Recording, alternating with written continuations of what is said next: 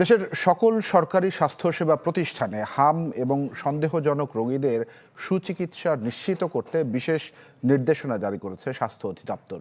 এক বিজ্ঞপ্তিতে স্বাস্থ্য অধিদপ্তর জানিয়েছে, সব সরকারি হাসপাতালে হাম ও উপসর্গে আসা রোগীদের চিকিৎসায় আলাদা ওয়ার্ড বা কেবিন নিশ্চিত করতে হবে। কোনো হাসপাতাল হামের রোগীকে ফিরিয়ে দিতে পারবে না।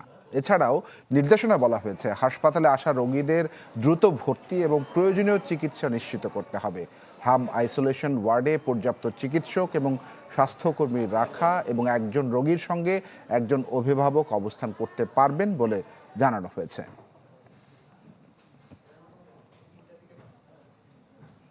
ঈদ আসবে, সাথে ক্যাশব্যাকও আসবে। নিজের বা প্রিয়জনের জন্য কেনাকাটায় এবারও নগদ পেমেন্টে পাচ্ছেন দারুণ ক্যাশব্যাক। তাই যাই কিনুন, পেমেন্ট করুন নগদে।